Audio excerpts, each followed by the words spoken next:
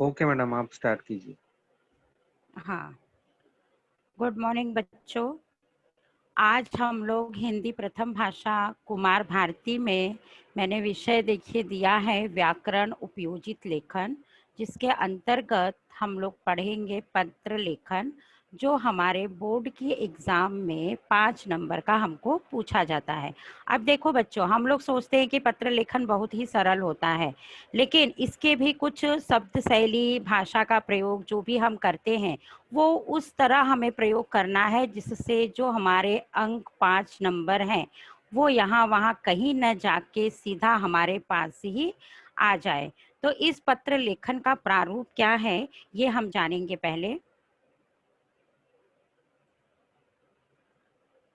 देखिए बच्चों, पहले के समय में कैसा होता था कि जब हम कोई भी चीज मतलब किसी का भी हालचाल लेना हो या किसी के बारे में हमें जानना हो तो हम लोग क्या करते थे। पहले के समय में देखो कबूतर के माध्यम से अपनी बातों को अपने हालचाल को उन तक पहुंचाया जाता था। धीरे धीरे उसमें परिवर्तन आया, फिर डाकिया भी आए, फिर उनके जरिए हम अपने पत्र को भेजने लगे। तो उस तरह से जैसे जैसे समाज में परिवर्तन होता गया उसी तरह हमारे तकनीकी में भी परिवर्तन होते गया। तो देखिए यहाँ पे मैंने लिखा है, पत्र लेखन एक विशेष कला है।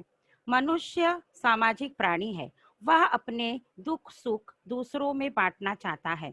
पत्र लेखन विचारों के आदान प्रदान का सशक्त माध्यम है। इसी के माध्यम से लोग अपने मन की बात अपने से दूर रहने वाले व्यक्ति तक पहुंचाते हैं।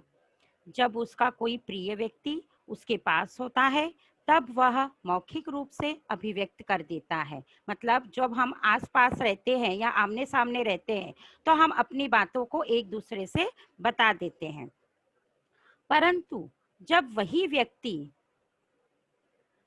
दूर होता है तब वह पत्रों के माध्यम से अपनी बातों को कहता है और उसकी बातों को जान पाता है। वास्तव में पत्र मानव के विचारों के आदान प्रदान का अत्यंत सरल और सशक्त माध्यम है। पत्र हमेशा किसी को संबोधित करते हुए लिखे जाते हैं, अतः यह लेखन की विशिष्ट विधा एवं कला है। अतः हम यह कह सकते हैं कि अपने विचारों भावों को शब्दों के द्वारा लिखित रूप में अपेक्षित व्यक्ति तक पहुंचा देने वाला साधन है पत्र। पत्र के जरिए हम अपनी भावनाओं को अपने विचारों को उन शब्दों में उसे लिखकर हम उस व्यक्ति तक पहुंचाना चाहते हैं जिन व्यक्ति को हम अपनी बातों को बोलना चाहते हैं या बताना चाहते हैं या कहना चाहते हैं। हम सभी पत्र लेखन से परिचित हैं। आजकल हम नई नई तकनीकी को अपना रहे हैं, उसमें जैसे बच्चों संगणक है, भ्रमण ध्वनि है, अंतरजाल है, इंटरनेट, ईमेल, वीडियो कॉलिंग जैसी तकनीकी को अपने दैनिक जीवन से जोड़ने का हम निरंतर प्रयास कर रहे हैं। अतः इस वर्ष से पत्र के नए प्रारूप के अनुरूप ईमेल की पद्धति अपनाकर पत्र लेखन लिखकर 5 अंक हमें प्राप्त करना है। देखो बच्चों, परीक्षा में विद्यार्थियों को एक पत्र लिखने के लिए कहा जाता है ना। इसमें परीक्षक का दृष्टिकोण यह देखना होता है कि विद्यार्थी किस प्रकार पत्र लिखता है। पत्र का महत्वपूर्ण अंश उसका प्रारंभ और उपसंहार होता है। विद्यार्थी को इन्हीं अंशों में कठिनाई होती है कि पत्र हमें कैसे शुरू करना है और उसका समापन कैसे करना है। बच्चे यहीं पे अधिकतर कंफ्यूज हो जाते हैं, उन्हें उलझन हो जाती है। बीच के भाग में तो वे बड़ी आसानी से अपने विचारों को लिख सकते हैं। हम छात्रों को भी यह चाहिए कि पत्र रटने की अपेक्षा वे पत्र लेखन को ध्यान से समझें। आप इसे ध्यान से समझो और पत्र का आरंभ हमें कैसे करना है, उसका समापन कैसे करना है, यह हम आगे देखेंगे। अब देखिए बच्चों, पत्र लिखते समय हमें कुछ निम्नलिखित बातों को भी ध्यान में रखना है। पहला है सरलता। पत्र सरल भाषा में लिखनी चाहिए। भाषा सीधी, स्वाभाविक व स्पष्ट होनी चाहिए। अतः पत्र में व्यक्ति को पूरी आत्मीयता और सरलता से उपस्थित होना चाहिए। दूसरे नंबर पे है बच्चों स्पष्टता। जो भी हम पत्र में लिखना चाहते हैं, यदि उसमें स्पष्ट सुमधुर होगा तो पत्र क्या होगा, हमारा प्रभावशाली बनेगा। सरल भाषा शैली में यदि कहें तो शब्दों का चयन, वाक्य रचना की सरलता पत्र को प्रभावशाली बनाने में हमारी सहायता करती है। अब इसकी संक्षिप्तता कैसी होनी चाहिए? पत्र में हमें अनावश्यक विस्तार से बचना चाहिए। अर्थात जो हम पत्र में जो हम बातें लिखते हैं ना, उस बातों को बार बार दोहराना नहीं चाहिए। उससे क्या करना है, उतने ही शब्दों का प्रयोग करो जितना हमें उस विषय से संबंधित जरूरी है। समझ में आया? अनावश्यक विस्तार पत्र को नीरस बना देता है। जैसे कुछ शब्द हम बार बार लिखते हैं या कुछ शब्द हम ऐसे लिख देते हैं जिसे पढ़ पढ़ कर हमें उबाऊपन होता है, तो पत्र में उस तरह के शब्दों का प्रयोग नहीं करना है। पत्र जितना संक्षिप्त व सुगठित होगा उतना ही हमारा पत्र क्या होगा, बहुत ही प्रभावशाली होगा। फिर पत्र की आकर्षकता और व मौलिकता कैसी होनी चाहिए? पत्र का आकर्षक, पत्र हमेशा सुंदर और आकर्षक होना चाहिए बच्चों। मौलिकता भी पत्र का एक बहुत ही महत्वपूर्ण अंग है। उद्देश्य और पूर्णता। पत्र लिखते समय हमें इस बात का ध्यान रखना चाहिए कि कथ्य अपने आप में पूर्ण तथा उद्देश्य की पूर्ति करने वाला हो। जैसे कि हम इसे सरल शब्दों में जानेंगे कि पत्र की भाषा सरल, स्पष्ट व सरस होनी चाहिए। पत्र भेजने वाले का नाम, पता, दिनांक आदि का स्पष्ट रूप से उल्लेख होना चाहिए। परीक्षा भवन में जब हम पत्र लिखते हैं तो उसमें अपने नाम के स्थान पर क ख ग घ लिख देते हैं, क्योंकि उस समय उसमें कोई भी नाम का उल्लेख नहीं होता है। परंतु अब बोर्ड की एग्जाम में या परीक्षा में जब भी हमसे पत्र लिखने के लिए कहा जाता है तो उस प्रश्न पत्र में नाम का उल्लेख किया गया रहता है। जैसे रमा, रमेश, जैसे लड़के हैं तो रमेश लिखते हैं, लड़कियां हैं तो रमा लिखती हैं। तो उसी तरह यदि प्रश्न पत्र में किसी के नाम का उल्लेख किया गया हो तो हमको वही नाम लिखना है, अपना नाम उसमें नहीं लिखना है। पत्र प्राप्तकर्ता की आयु, संबंध, योग्यता आदि को ध्यान में रखते हुए भाषा का प्रयोग हमें करना चाहिए। पत्र के अंत में लिखने वाले और प्राप्त करने वाले के संबंधों के अनुरूप शब्दावली का प्रयोग अवश्य करना चाहिए। अब देखिए बच्चों, जो पत्र है उसको दो भागों में विभक्त किया गया है। पहला पत्र है औपचारिक पत्र और दूसरा है अनौपचारिक पत्र। तो आज इन दोनों पत्रों में से हम सबसे पहले औपचारिक पत्र के बारे में जानेंगे कि औपचारिक पत्र क्या होता है। देखिए बच्चों, यहाँ पे मैंने लिखा है औपचारिक पत्र। औपचारिक पत्र ऐसे लोगों को लिखे जाते हैं जिनसे लिखने वाले का कोई व्यक्तिगत या पारिवारिक संबंध नहीं होता है, क्योंकि व्यक्तिगत और पारिवारिक संबंध किसके अंतर्गत आते हैं? अनौपचारिक पत्र के अंदर आते हैं। लेकिन आज हमें औपचारिक पत्र पढ़ना है तो हम इसलिए हम सबसे ज्यादा ध्यान कहाँ पे केंद्रित करेंगे? औपचारिक पत्र पर। औपचारिक पत्रों को 3 वर्गों में विभाजित किया जाता है। इसमें पहला है प्रार्थना पत्र, जिसके अंतर्गत हम कैसे लिखते हैं? अवकाश से संबंधित, शिकायत से संबंधित, सुधार परिवर्तन लाना है तो उससे संबंधित, आवेदन के लिए इत्यादि पत्र औपचारिक पत्र के अंतर्गत आते हैं। इसी में बच्चों देखो कार्यालयीन पत्र भी आते हैं, जिसके अंतर्गत किसी सरकारी अधिकारी अथवा विभाग को लिखे गए पत्र आदि शामिल होते हैं। फिर इसी औपचारिक पत्र के अंतर्गत बच्चों व्यावसायिक पत्र, जैसे कि दुकानदार, प्रकाशक, व्यापारी, कंपनी आदि को लिखे जाते हैं। तो ये सारे तीनों, ये जो प्रार्थना पत्र है, कार्यालयीन पत्र है, व्यावसायिक पत्र है, ये तीनों पत्र किस तरह के जो हैं वो सारे किस में आते हैं? औपचारिक पत्र में। जिससे रिलेटेड हमने यहाँ पे देखा, फिर से मैं एक बार दोहरा देती हूँ, जिसके अंतर्गत प्रार्थना पत्र, जैसे औपचारिक पत्र हम लिख रहे हैं, उसके अंतर्गत हम प्रार्थना पत्र में अवकाश से संबंधित, जैसे हम अपने प्रिंसिपल को लिख रहे हैं कि हमें 10 दिन की छुट्टी चाहिए, अवकाश चाहिए, क्यों? क्योंकि हमारे घर में कोई कार्यक्रम है या मेरी तबीयत ठीक नहीं है। इस हेतु जो हम पत्र लिखते हैं अपने विद्यालय में प्रधानाध्यापक को, अपने शिक्षक गण को, वो किसके अंतर्गत आता है? औपचारिक पत्र के अंतर्गत प्रार्थना पत्र में आता है। ठीक उसी प्रकार बच्चों कार्यालयीन पत्र, जैसे किसी सरकारी अधिकारी, जैसे कि आसपास में आप देख रहे होंगे कि बहुत सारी गंदगी फैली है या किसी चीज से आपको अनावश्यक आप परेशान हो रहे हो, तो जो हमारे उस विभाग के जो भी अधिकारी हैं, हम उनको पत्र लिखते हैं, तो वो हमारा कार्यालयीन पत्र हो जाता है। व्यावसायिक पत्र बच्चों, जैसे कोई सामान आपने खरीदा है या आपको खरीदना है, उसके बारे में यदि आपको कुछ शिकायत है या कुछ विवरण देना है, तो वो सारे पत्र किसके अंतर्गत आते हैं? व्यावसायिक पत्र के अंतर्गत आते हैं। तो आप इन तीनों से भली भांति परिचित हो गए कि प्रार्थना पत्र, कार्यालयीन पत्र और व्यावसायिक पत्र, यह तीनों किसके अंतर्गत आते हैं? औपचारिक पत्र के अंतर्गत आते हैं। अब देखिए बच्चों, हमारे पत्र के अंग क्या होते हैं। पहले नंबर पे देखिए, पत्र लिखने वाले का पता तथा तिथि। आजकल ये दोनों पत्र के ऊपर बाएं कोने में लिखे जाते हैं। व्यावसायिक और कार्यालयी पत्रों में पते के साथ साथ प्रेषक का नाम भी लिखा जाता है, क्योंकि बच्चों हम पत्र का प्रारूप किस तरह से करने वाले हैं? ईमेल की तरह पे।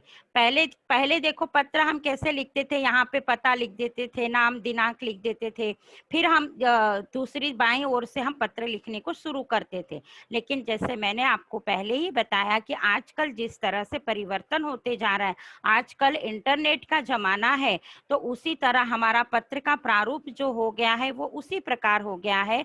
तो हम अपने पत्र इंटरनेट जिस तरह से ईमेल हम भेजते हैं, उसी तरह हमारे पत्र का प्रारूप तैयार होता है और उसी तरह हमें उसे लिखना भी है। तो इसीलिए यहाँ पे बताया गया है कि पत्र लिखने वाले का पता तथा तिथि। आजकल दोनों पत्रों के आजकल ये दोनों पत्र के ऊपर बाएं कोने में लिखे जाते हैं।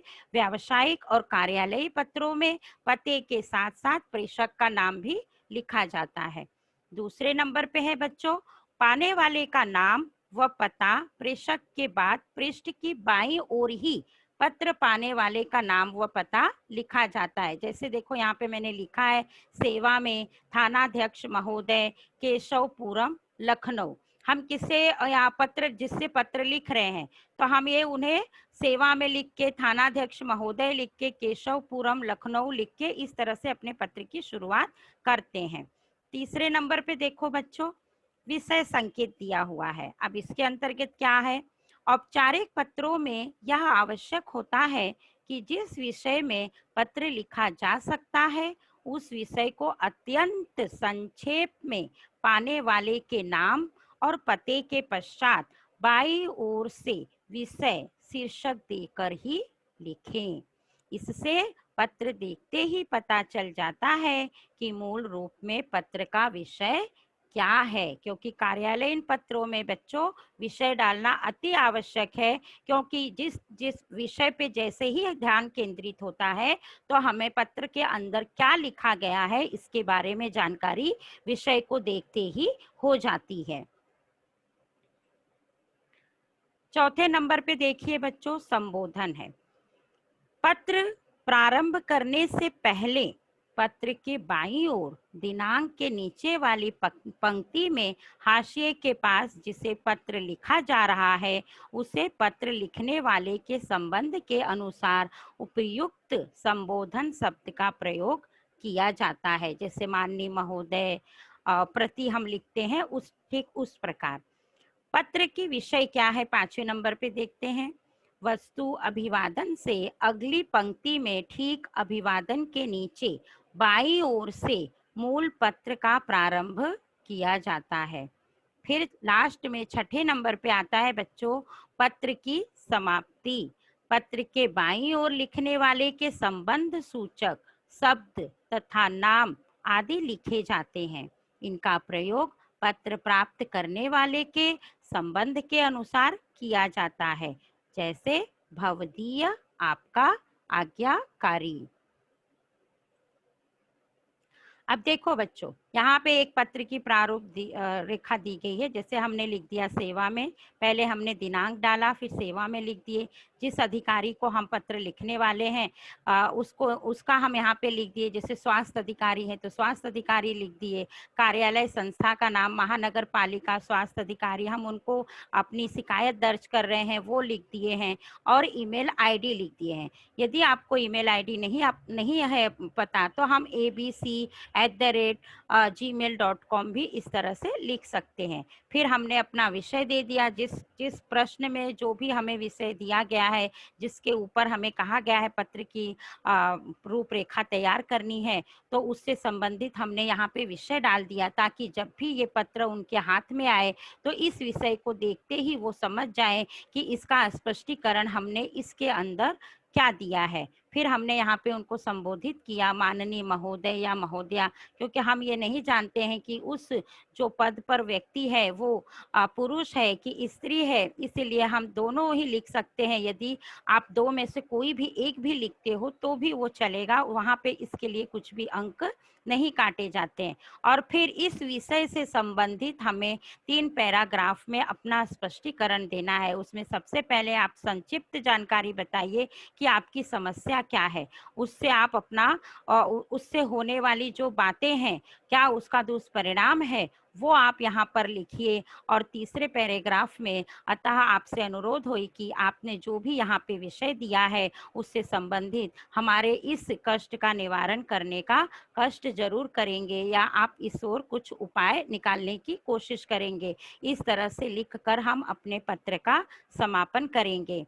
फिर यहाँ पर हम भवदीय लिखेंगे, नाम लिखेंगे। यहाँ पे मैंने हस्ताक्षर तो दिखा दिया है, लेकिन हस्ताक्षर करने की कोई भी ज़रूरत नहीं है। और जो भी पत्र में पता दिया है वही पता हमें यहाँ पे लिखना है, और उसी से संबंधित ईमेल आईडी फिर से नीचे लिखना है। ये बच्चों ध्यान में रखना, ईमेल आईडी का प्रयोग ऊपर भी करना है, नीचे भी करना है। ऊपर करने के क्योंकि हम अधिकतर क्या सोचते हैं कि हमारे यहाँ हमें तो कहा गया है कि ईमेल आईडी केवल नीचे ही लिखो, तो नीचे ईमेल आईडी जो पत्र लिख रहा है उस व्यक्ति का आ गया, लेकिन जिसके लिए हम पत्र का प्रारूप रूपरेखा तैयार कर रहे हैं उस व्यक्ति को भी ये पत्र पहुंचना चाहिए। तो जब तक हम ये ईमेल आईडी लिखेंगे नहीं तो उस व्यक्ति को पत्र प्राप्त कैसे होगा। अतः पता लिखने के साथ साथ हमें यहाँ पर ईमेल आईडी भी लिखना है। अब देखिए बच्चों, जैसे औपचारिक पत्र के मैंने अभी आप लोगों के सामने स्क्रीन पे एक उदाहरण दिखाया है। इसमें देखिए प्रश्न क्या है, राकेश रजनी गर्ग, मतलब यहाँ पे राकेश भी नाम दिया हुआ है, रजनी भी नाम दिया है। तो जो लड़के हैं वो राकेश नाम का प्रयोग करेंगे, और जो लड़कियां हैं वो रजनी नाम का प्रयोग करेंगी। और ये जो गर्ग लिखा हुआ है ये उनका सरनेम है। जैसे यादव होता है, साहू होता है, गुप्ता होता है, ठीक उसी प्रकार यहाँ पे इन दो बच्चों के नाम के आगे गर्ग दिया गया है। तो लड़के हैं तो राकेश गर्ग लिख सकते हैं, और लड़कियां हैं तो वो रजनी गर्ग लिखेंगी। अब ये जो लिखने वाले हैं इनका पता क्या है, शांति नगर कोल्हापुर, और ये पिन कोड नंबर दिया है 416003। अब यहाँ शांति नगर कोल्हापुर से राकेश या रजनी ये जो व्यक्ति हैं वो किसको पत्र लिख रहे हैं, स्वास्थ्य अधिकारी को। से पहले जो आता है ना बच्चों वो हम हैं, और से के बाद जो आता है जैसे कोतक महानगर पालिका कोल्हापुर 416003 को क्षेत्र की सफाई के लिए नगर निगम के स्वास्थ्य अधिकारी को पत्र लिखिए। यहाँ पे देखो, ये जो राकेश या रजनी है, ये किसको पत्र लिखने जा रही है? स्वास्थ्य अधिकारी को। क्योंकि स्वास्थ्य अधिकारी को क्यों पत्र लिख रही है? क्योंकि जो उनका क्षेत्र है वहां पर बहुत ही गंदगी है, वहां पर सफाई नहीं हो रही है, जिसकी वजह से वहां के लोग बहुत ही पीड़ित हैं, बीमारियां हो रही हैं। इसकी वजह से ये राकेश या रजनी ने सोचा कि क्यों ना हम ही स्वास्थ्य अधिकारी को एक पत्र लिखकर उनका ध्यान इस तरफ आकर्षित किया जाए। तो इसीलिए रजनी गर्ग ने क्या किया है, यह पत्र लिख रही है। तो इसमें देखो, सबसे पहले उसने दिनांक डाल दिया कि वो किस तारीख को अपना पत्र लिख रही है। प्रतीक लिखते हुए, संबोधित करते हुए वो अपने पत्र किसे लिख रही है? स्वास्थ्य अधिकारी महानगर पालिका। और कहाँ पे है ये? कोल्हापुर। पिन कोड नंबर डाल दिया, ये हमारा पता आ गया। अब यहाँ पे ईमेल आईडी लिख दिया। ईमेल आईडी में देखो बच्चों, मैंने 2 तरह के लिख के बताए हैं, ये केवल आपको समझाने के लिए, आपको परीक्षा में इस तरह से नहीं लिखना है। अभी जैसे कि हमें ईमेल आईडी क्या लिखे हमें समझ में नहीं आता है, तो यहाँ पे आप xyz@gmail.com भी लिख सकते हो, या देखो ध्यान दो, हाँ मैंने दोनों के बीच में या शब्द का प्रयोग किया है। या तो ये भी लिख सकते हो और या तो healthcare@gmail.com, या तो ये भी लिख सकते हो, क्योंकि हम स्वास्थ्य अधिकारी को लिख रहे हैं तो स्वास्थ्य मतलब हमारा हेल्थ हो गया। तो इस तरह से आप ये भी ईमेल आईडी लिख सकते हो। अब देखो बच्चों, ये जो @gmail.com है ना, इसको अच्छे से अपने दिमाग में बिठा लो कि हम अगर कुछ भी लिखे, नहीं हेल्थ केयर लिखते हैं, XYZ लिखते हैं, ABC लिखते हैं, चाहे जो भी लिखते हैं, उसके आगे @gmail.com लगाना है। क्योंकि ईमेल आईडी का gmail.com लगाने पे ही ये ईमेल आईडी जो है वो पूर्ण रूप से कंप्लीट होती है, पूर्ण रूप से उसका वो वाक्य वहां पे पूरा होता है। समझ में आया? तो दोनों के बीच में या है, या तो ऐसे भी लिख सकते हो और ऐसे भी लिख सकते हो। इतना आप लोगों को समझ में आ गया? अब देखिए, अब हम आ गए विषय के ऊपर। अब हमारी विषय क्या थी? जैसे हमने पहले ही मैंने यहाँ पे बताया कि हमें क्या करना है, अधिकारी को हम पत्र लिख रहे हैं, स्वास्थ्य अधिकारी महानगर पालिका जो भी है वहाँ पे, तो उनका ध्यान हम कहाँ पे आकर्षित कर रहे हैं? सफाई के लिए, क्योंकि वहाँ पे बहुत ही गंदगी पड़ी हुई है और जिसकी वजह से हम बहुत बीमार हो रहे हैं। तो यहाँ पे हमने लिख दिया मोहल्ले की सफाई के संबंध में पत्र। माननीय महोदय, अब यहाँ पे महोदया भी लिख सकते हो। फिर वो क्या, यहाँ पे हमने अभी देखो शुरुआत कैसे की है, आपका ध्यान शांति नगर के क्षेत्र में फैली गंदगी की ओर आकर्षित कराना चाहती हूँ। अब यहाँ पे शुरुआत कैसे किया मैंने, क्योंकि मुझे इसके प्रति मैं पत्र लिख रही हूँ, तो मुझे पत्र में इस तरह ही लिखना होगा कि आपका ध्यान शांति नगर के क्षेत्र में फैली गंदगी की ओर आकर्षित कराना चाहती हूँ। यहाँ की जो सड़कें हैं, यहाँ की सड़कें महीनों भर से कूड़े से भरी हुई है। मतलब यहाँ पे जो सड़क है वहाँ पे बहुत सारे कचरे फैले हुए हैं। अभी आप लोग भी देखे होंगे, आते जाते रास्ते पे कितने सारे कचरे बिखरे पड़े रहते हैं। कभी कभी क्या हो जाता है कि बहुत सारे काम की वजह से जो ये सारी गंदगी फैली रहती है, यहाँ पे लोगों का ध्यान अधिकतर नहीं पहुँच पाता है। तो हमारा भी फर्ज बनता है कि उनको एक पत्र लिखकर इस ओर उनका ध्यान कराया जाए, ताकि वहाँ पर अच्छे से सफाई हो जाए। तो इसीलिए यहाँ पे लिखा हुआ है कि आपका ध्यान मैं शांति नगर के क्षेत्र में फैली गंदगी की ओर आकर्षित कराना चाहती हूँ। यहाँ की जो सड़कें हैं वो महीनों से कूड़े से भरी हुई है। रास्ते से निकलना भी दूभर हो चुका है। दूभर मतलब कठिन हो चुका है कि हम रास्ते से भी निकल कर जा नहीं सकते हैं, क्योंकि मार्ग में बहुत सारे कचरे पड़े हुए हैं। सड़क के आसपास व खुले स्थानों पर कूड़ा पड़ा है। चारों ओर मच्छरों का साम्राज्य है। गंदगी के कारण मलेरिया, वायरल तथा डेंगू फैलने का भी खतरा बना हुआ है। और सबसे बड़ी बात क्या है वहां पर, कि वहां पर कोई भी कूड़ादान नहीं रखा गया है। तो ये हम उनका ध्यान आकर्षित करना चाहते हैं कि आप अपने कामों की व्यस्तता में से थोड़े से समय निकालकर यह जो बात, जो हमारे क्षेत्र का जो रास्ता है जो थोड़ा खाली है, वहां पर क्या हो गया है, बहुत सारे कूड़े पड़े हुए हैं और जिसकी वजह से वहां पर मच्छरों का साम्राज्य हो गया है। और उसकी वजह से, उस गंदगी के कारण ये सारी बीमारियां जैसे कि मलेरिया, वायरल तथा डेंगू फैलने का भी खतरा बना हुआ है। और वहां पर कोई भी कूड़ादान नहीं रखा गया है।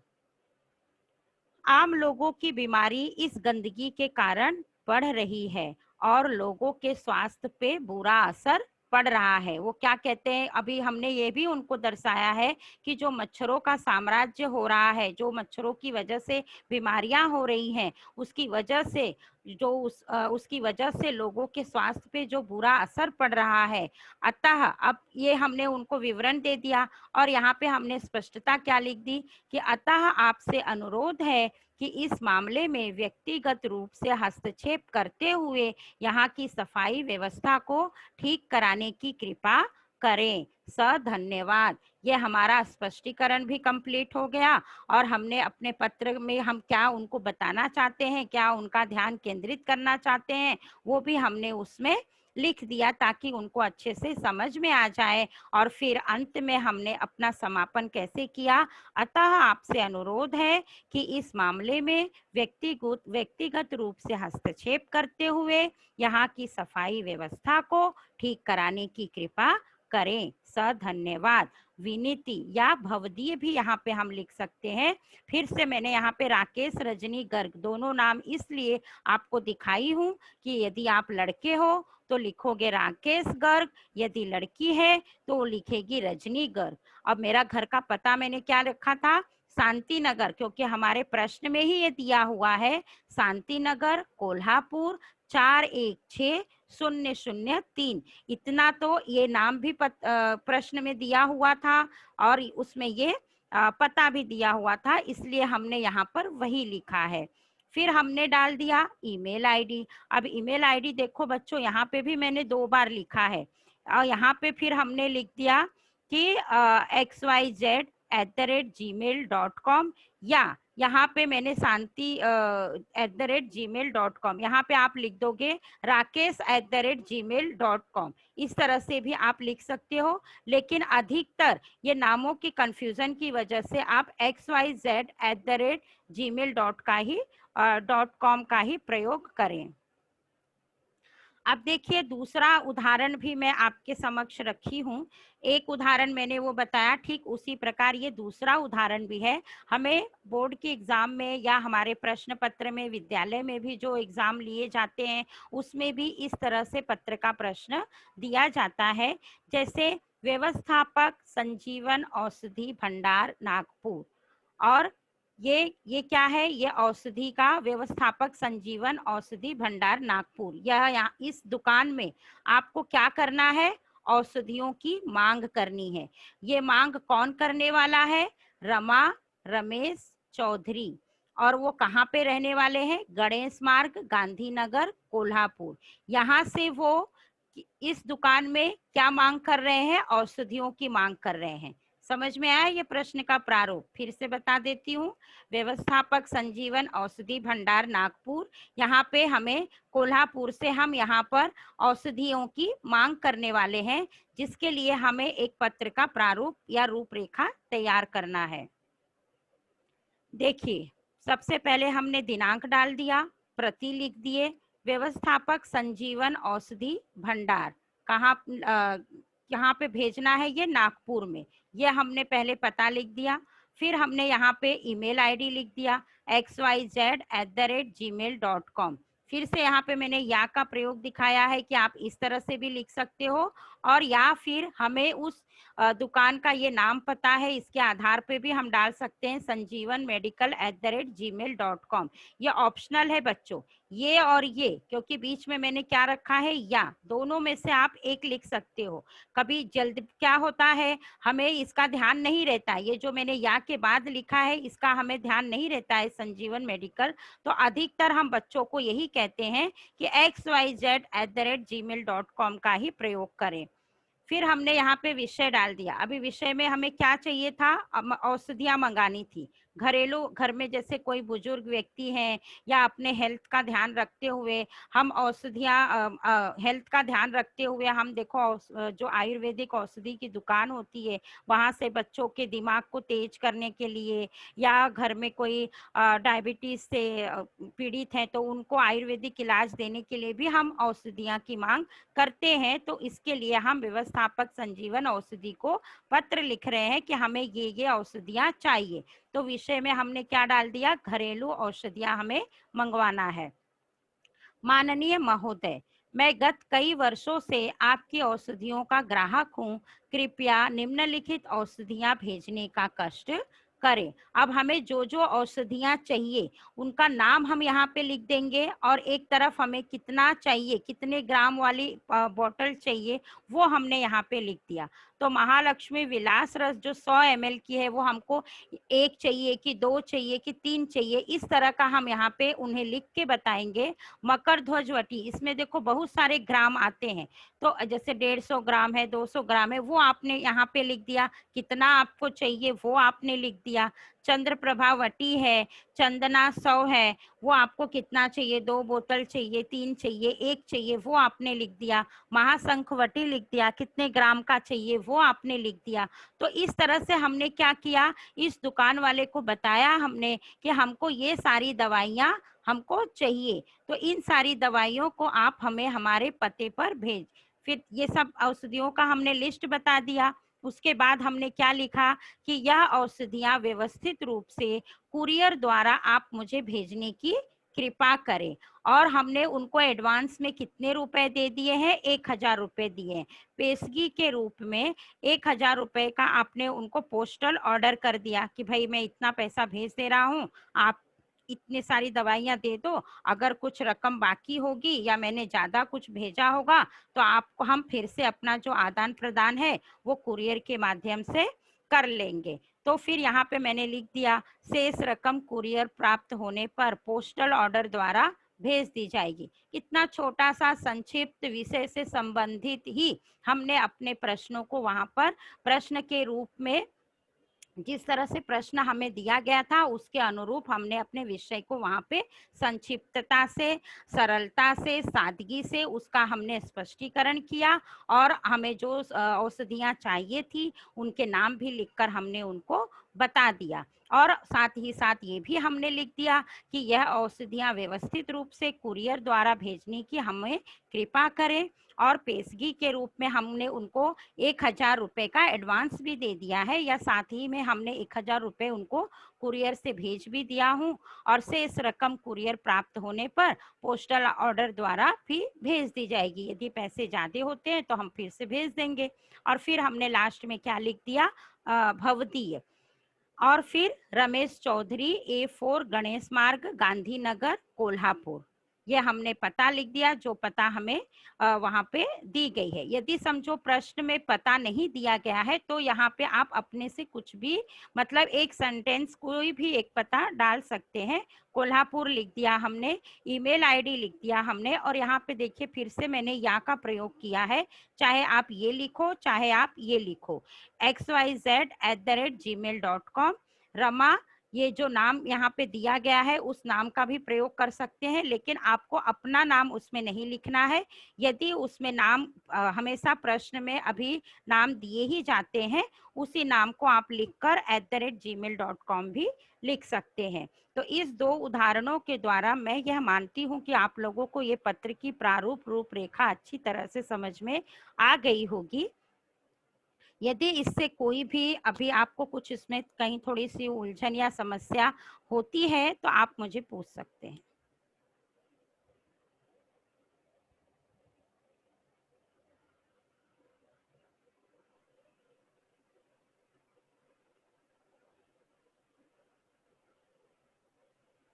हाँ पूछो बेटा मनीषा।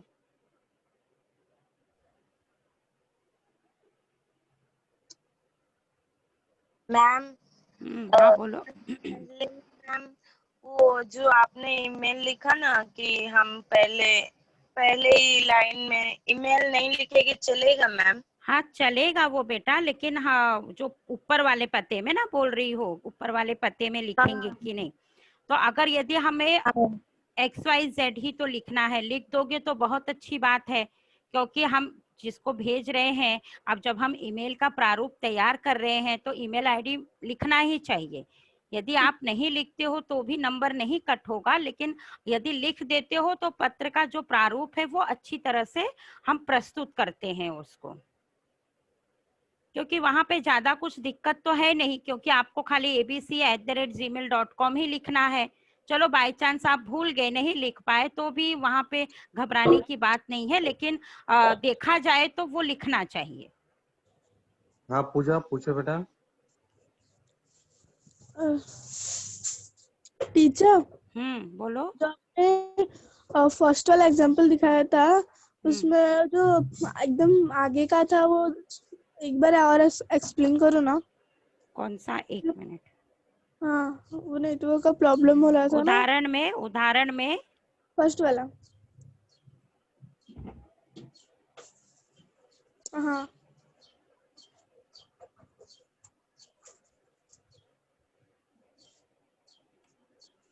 एक मिनट।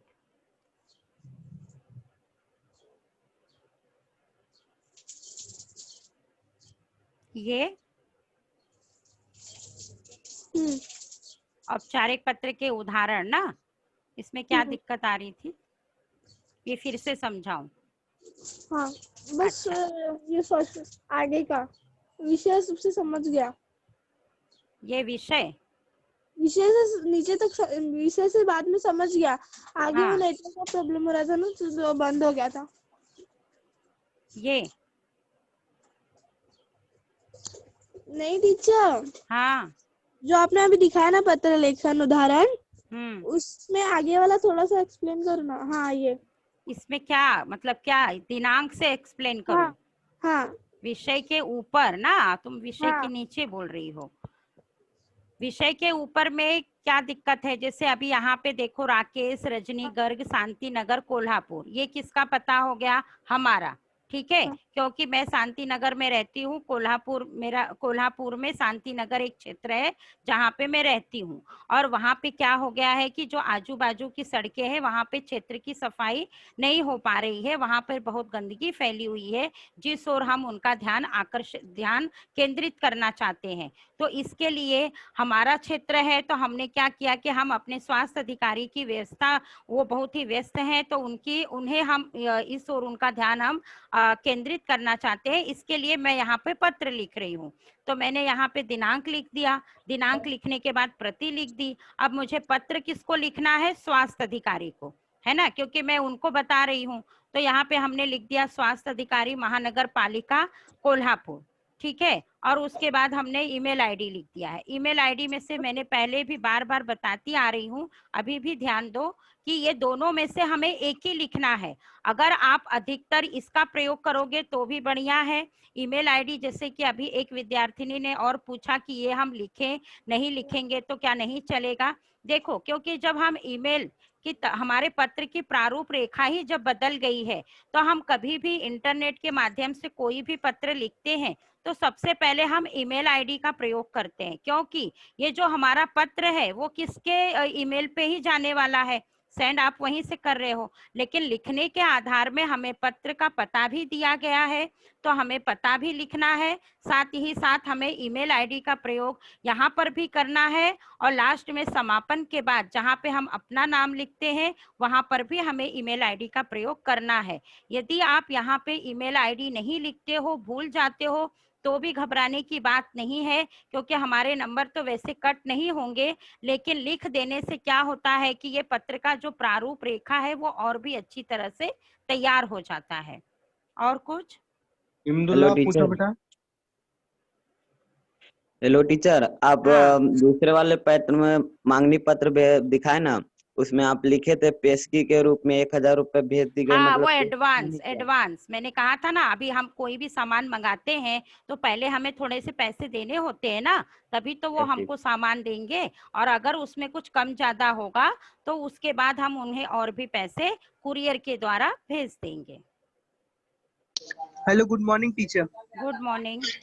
टीचर ये मतलब पैराग्राफ कैसे पैराग्राफ बना के लिखना है क्या टीचर? पैराग्राफ बना के लिखना है बेटा, क्योंकि हम निबंध यहाँ पे नहीं लिख रहे हैं, हम पत्र लिख रहे हैं। मैंने इसीलिए पैराग्राफ इसमें छोटा लिया है, ताकि मैंने पहले ही कहा था कि जो हम विषय लिखे हैं, जैसे कि यहाँ पे आप देख रहे हो मोहल्ले की सफाई के संबंध में हम पत्र लिख रहे हैं, तो अब इसके लिए हम अगर पूरा निबंध लिख देंगे तो हमारे स्वास्थ्य अधिकारी के पास इतना समय नहीं है कि उसमें आपने क्या लिखा है। हमारा मेन उनको ध्यान क्या केंद्रित करवाना है कि हमें वहां पे सफाई करवानी है जहां पर लोग पहुंच नहीं पा रहे हैं, तो उस विषय से संबंधित हमको अपना स्पष्टीकरण उस पैराग्राफ के माध्यम से देना है। और उस स्पष्टीकरण में हमें शब्दों का प्रयोग, भाषा शैली का प्रयोग एकदम सरल और साधारण तरीके से वहां पे अपनाना है, जिसकी वजह से हमारा विषय जो है उसका स्पष्टीकरण उस पैराग्राफ में दिखना चाहिए। और लास्ट में हमें अपना समापन, अतः आपसे अनुरोध है कि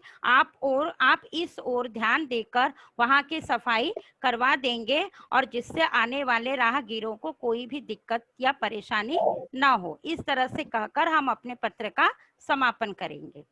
हाँ हिना पूछो बेटा। टीचर। हाँ बोलो। Good morning teacher. Very good morning. पत्र लेखन में ईमेल लिखना जरूरी है? देखो बेटा, मैंने पहले ही बार बार कह रही हूँ, अगर आप लिख देते हो तो पत्र में बोलते ना 4 चांद लग जाएगा। और अगर आप नहीं लिखते हो, जैसे एक सिंपल सा उदाहरण है कि अभी देखो आप नेट के जरिए अगर कोई पत्र भेजती हो, है ना, तो उसमें हम सबसे पहले क्या लिखते हैं, ईमेल आईडी डालते हैं ना कि हमें पत्र किसको भेजना है। जब अगर हम ईमेल आईडी लिखेंगे ही नहीं तो हमारा पत्र जाएगा कैसे। यदि आप वहां पे समझो ईमेल आईडी नहीं भी लिखी हो तो भी इस बात का भय नहीं है कि आपके वहां नंबर काट लिए जाएंगे। लेकिन एक पत्र की अच्छी प्रारूप रेखा तैयार करने हेतु हम ईमेल आईडी यदि वहां पे लिखते हैं तो बहुत अच्छी बात है। Hello teacher. हाँ बोलो। टीचर उसमें 100 ग्राम 50 ग्राम वो दिया था आपने, हाँ 100 ग्राम, हाँ नहीं भी लिखोगी तो भी चलेगा। अगर वो 100 ग्राम 150, ये तो मैंने तुम्हें समझाने के लिए वहां पे लिखा है। यदि वो नहीं लिखोगी तो भी चलेगा, क्योंकि देखो अभी हम जब दवाइयां दुकान में लेने जाते हैं तो कभी तुमने देखा होगा दुकानदार पूछता ना 500 mg का चाहिए कि 20 mg का चाहिए, ऐसा पूछते हैं ना वो लोग। तो अगर हम उनको बताएंगे नहीं तो हमको चाहिए 150 ग्राम और वो दे देंगे 300 ग्राम, तो ये हमको नहीं चलेगा ना। तो इस तो हम वहां पे वो लिखते हैं। और फिर ये भी लिख दीजिए वहां पे कि वो आपको कितनी चाहिए, एक बोतल चाहिए कि 2 चाहिए। अगर हम ये नहीं बताएंगे तो दुकानदार वाला तो कंफ्यूज हो जाएगा ना कि बाबा उसको देना कितना है, मैं 1 दूं कि 2 दूं, है ना। तो इसलिए वहां पे जब तुम बताओगी तभी तो तुम्हारे कहने के अनुसार वो देंगे। हाँ इमदुल्ला पूछो। Hello teacher. हाँ बेटा बोलो। हाँ, हम किसके द्वारा मतलब पत्र में पहले ही लिख दिए कि पेशगी के रूप में 1000 रुपये भेज दिया गया, किसके द्वारा? अरे जब भी हम दुकान वाले से कोई सामान लेने जाते हैं, है ना, तो अभी हमने उनको लिख दिया कि भाई आप ये सामान हमारे घर पहुंचा दो। लेकिन वो देखो आपने देखा होगा अपने निजी जीवन में या किसी घर में या हम कोई काम करवाते हैं तो कोई आता है तो बोलते ना कि भाई अभी ये सब सामान आप ले रहे हो तो थोड़े पैसे दे दो, ताकि मेरा विश्वास पक्का हो जाए आपके प्रति कि आप ये सामान मेरे ही पास से लोगे और जब मैं दूंगा इसमें कुछ भी घटेगा बढ़ेगा तो उसका लेन देन जो है वो पूरी ईमानदारी से होगा। जब तक हम कुछ पेशगी यानी कुछ एडवांस उनको नहीं देंगे तब तक वो अपने सामान को हमारे यहाँ पर देने नहीं देंगे। इसके लिए वहां पे लिखा गया कि मैं इस सामान का इतना पैसा दे रहा हूँ, तो अगर उसमें कुछ 19-20 का फर्क पड़ता है, कम ज्यादा का फर्क पड़ता है, तो हम वो पैसे का आदान प्रदान इस कुरियर के माध्यम से कर सकते हैं। अमरूद पूछो बेटा।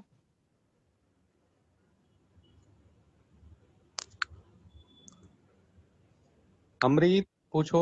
Hello teacher. हाँ बोलो। टीचर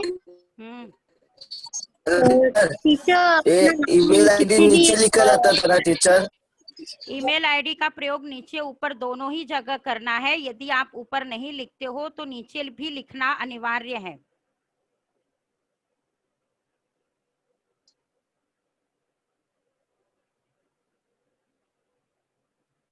हाँ प्रजापति पूछो बेटा।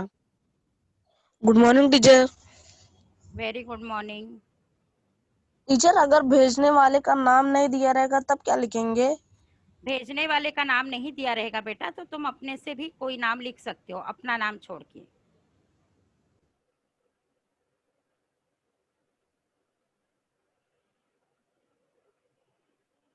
स्वाति पूछो बेटा। Hello teacher.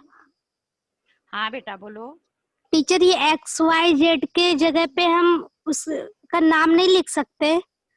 नहीं, नाम फिर लिख सकते हो जो वहां पे दिया है क्योंकि वो हम किसको लिख रहे हैं, स्वास्थ्य अधिकारी को। तो स्वास्थ्य को हम इंग्लिश में क्या बोलते हैं, हेल्थ केयर बोलते हैं ना, जो हमारी हेल्थ की रक्षा करते हैं, जो हमारे हेल्थ से रिलेटेड सभी बातों को देखते हैं, तो हम उसी के द्वारा वहां पे वो लिख सकते हैं, तो उस नाम का आप प्रयोग कर सकती हो। खुशबू पूछो।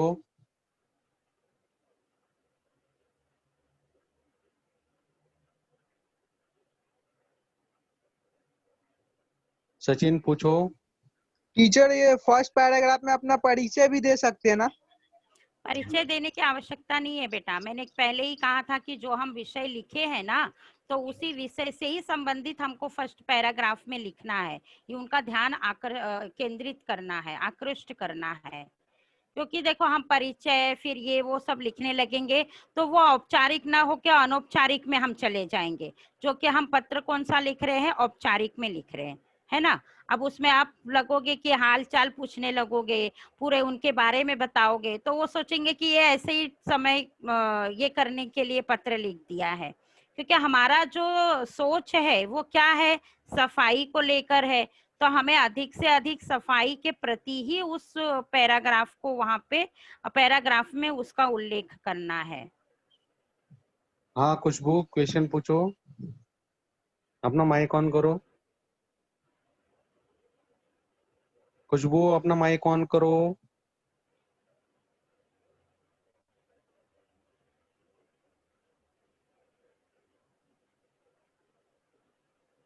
हाँ इमदुल्ला पूछो।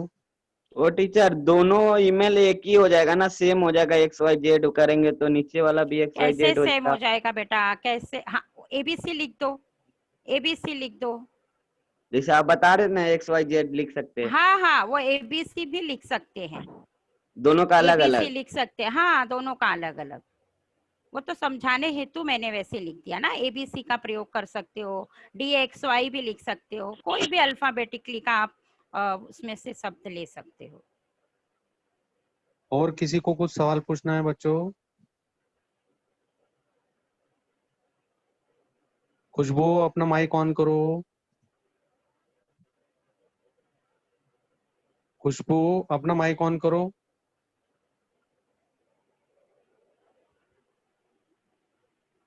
खुशबू अपना माइक ऑन करो।